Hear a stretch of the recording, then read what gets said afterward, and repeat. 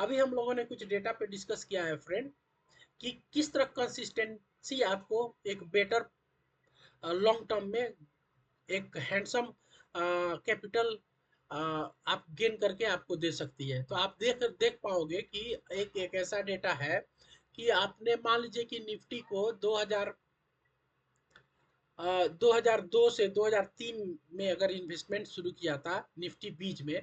अगर आपको मैं यहाँ पे एक डेटा दिखाता हूँ, मैं अभी चलता हूँ अपने पोर्टफोलियो में, यहाँ पे ये दिखाता हूँ निपॉन इंडिया ईटीएफ निफ्टी 50 बीज, जिसका हम लोग डिस्कस कर रहे थे, जिसको निफ्टी 50 बीज भी बोलते हैं। अगर इसका 2002 का में ये शुरू हुआ था, निपॉन कंपनी 2002 में शुरू की थी, और उस समय इसका 10 रुपया प्राइस था। ओके फ्रेंड, उसके बाद अगर यहाँ से आप कंसिस्टेंटली 10-10 हज़ार का मंथली अगर इन्वेस्टमेंट अगर निफ्टी बीज में किए रहते, और अभी इसका price friend after 24 years, 23 to 24 years में 270 रुपया गया है। टोटल रिटर्न अगर आप देखोगे तो लगभग 2500% का रिटर्न दिया है।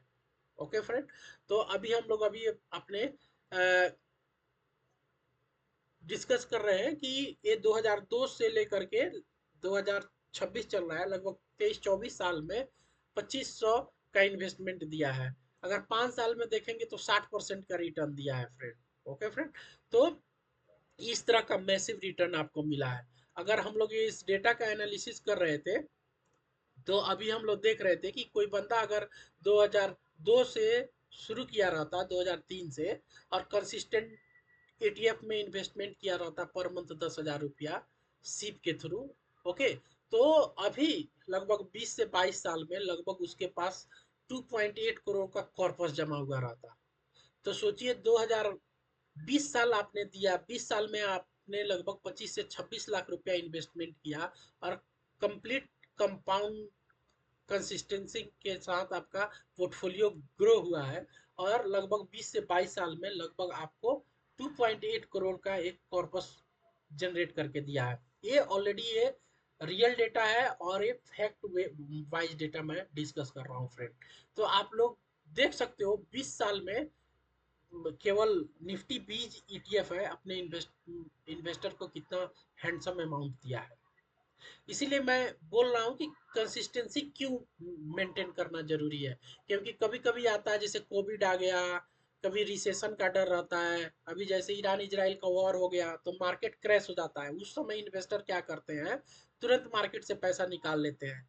तो लॉन्ग टर्म में वो लोग कभी अपना गोल अचीव नहीं कर सकते हैं, लॉन्ग टर्म में वो कभी अपना वेल्थ नहीं क्रिएट कर सकते हैं फ्रेंड। इसीलिए मैं आप लोग को ये सजेशन दे रहा हूँ इस वीडियो रिकॉर्ड करते टाइम, आप लोगों को इतना सारा डेटा पे डिस्कशन कर रहा हूँ कि आपको मंथली इन्वेस्टमेंट करना है। हर एक मंथ में छोटा छोटा अमाउंट इन्वेस्ट करना है। अदरवाइज आप लॉन्ग टर्म में लमसम इन्वेस्टमेंट कर सकते हैं, और मार्केट जैसे जैसे ग्रो होगा वैसे वैसे आपका वेल्थ क्रिएट करके देगा फ्रेंड एटीएफ। तो आप देख सकते हो कि क्या बड़ा जो मिस्टेक्स होता है, इसके लिए आपको परफेक्ट डीप का कभी वेट नहीं करना चाहिए। The big mistake waiting for the perfect deep. हमें कभी भी मतलब ये नहीं सोचना चाहिए कि मार्केट 50% जब क्रैश हो जाएगा तब हम अपना इन्वेस्टमेंट जर्नी शुरू करेंगे। ना मार्केट कभी 50% डाउन होगा, न भी नहीं आप कभी इन्वेस्टमेंट जर्नी स्टार्ट कर पाओगे।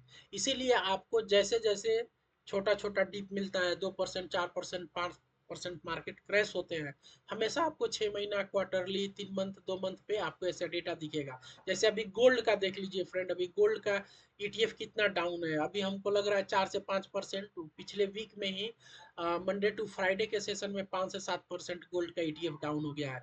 तो आपको अगर इन्वेस्टमेंट करना है तो अभी बहुत अच्छा टाइम है फ्रेंड, आप अपने जाके पोर्टफोलियो में गोल्ड ईटीएफ में इन्वेस्टमेंट कर सकते हो। तो हमें एक पॉइंट सोच लेना है कि कभी भी मार्केट 30 से 40, 50% क्रैश नहीं होगा। परफेक्ट डिप आपको कभी नहीं मिलेगा।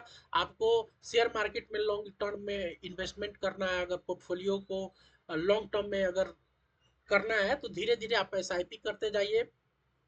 ये डेटा अगर आप देखोगे मेरे चार्ट पे, मैं ये चार्ट ड्रॉ करके लाया हूँ, जो दिखा रहा हूँ कि 2010 में आप देखोगे कि मार्केट बहुत एक्सपेंसिव लग रहा था।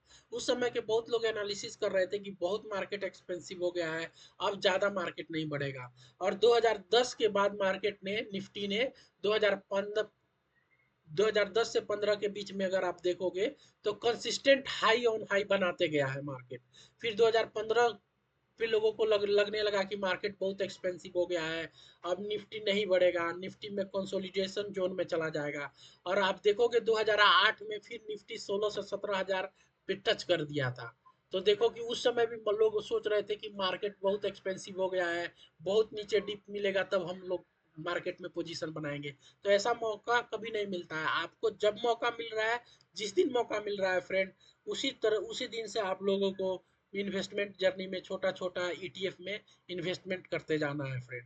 और अभी आप देखोगे 2022 में कोविड के बाद मार्केट 300% ग्रो कर गया।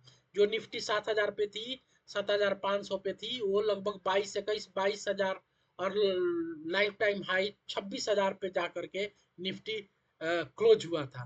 तो मार्केट का नेचर है friend, high on high. Market धीरे धीरे धीरे धीरे कंसोलिडेट होके आप इन्वेस्टमेंट करते जाइए, आपका लॉन्ग टर्म में कैपिटल पे डिविडेंड मिलते जाएगा, आपकी कंपाउंडिंग ग्रोथ होने लगेगी आपके इन्वेस्टमेंट पे, और लॉन्ग टर्म में आपको एक बहुत अच्छा रिटर्न बना करके देगा फ्रेंड। तो ये बिग मिस्टेक जो है उसको हमें अवॉइड करना है। बेट नहीं करना है कि परफेक्ट डिप कब आएगा, जैसे जैसे आपको डेटा मिलेगा वैसे वैसे आपको एस सिप में या म्यूचुअल फंड में या ईटीएफ में आपको इन्वेस्टमेंट जर्नी स्टार्ट करते रहना है फ्रेंड।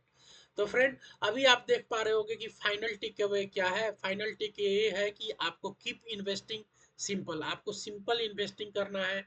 4 से 5 ईटीएफ जो हम लोग डिस्कस कर रहे हैं, जो जैसे निफ्टी 50 हो गया, जूनियर बीज हो गया, ओके।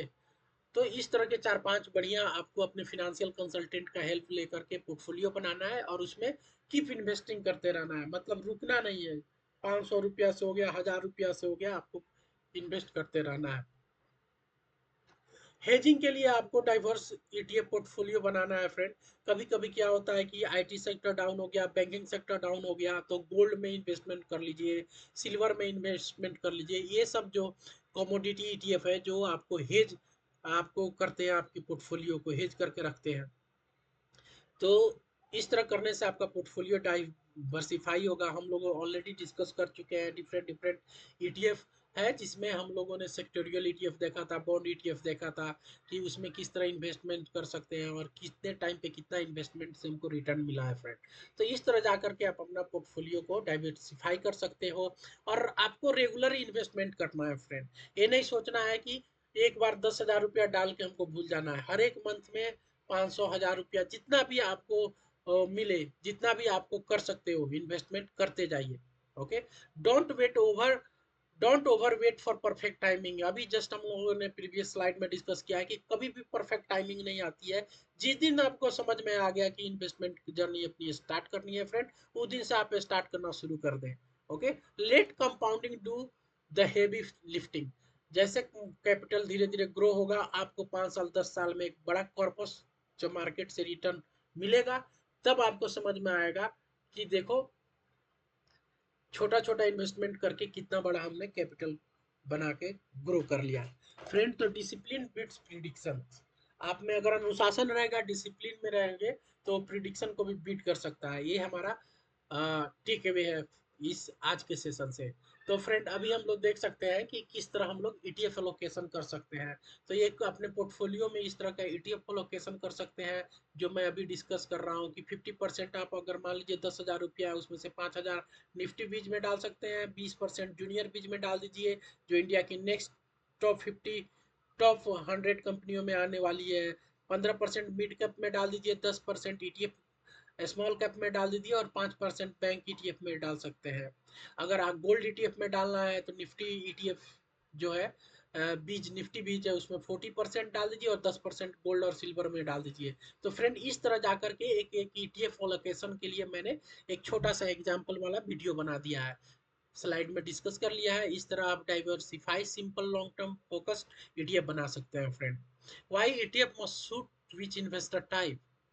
ईटीएफ निफ्टी बीज, जूनियर बीज, मतलब किस तरह का इन्वेस्टर को किस तरह का निफ्टी जो हमारा ईटीएफ है वो सूट करता है। तो अगर आप देखोगे राइट साइड के स्लाइड में कंजर्वेटिव बिगिनर्स हैं, अगर आप नए नए मार्केट में आए हैं, आपको नया नया कुछ सीखने को नहीं मिल रहा है, अभी एकदम इनिशियल है, आपको समझ में नहीं आ रहा है, तो आप आंख मूंद के निफ्टी बीज में इन्वेस्टमेंट करते जाइए। 6 महीना, 3 महीना आप इन्वेस्टमेंट करोगे तो आपको समझ में आ जाएगा कि किस तरह स्लोली स्लोली आप इन्वेस्टमेंट कर रहे हो और उस पर एक बेटर रिटर्न मिलते जा रहा है फ्रेंड।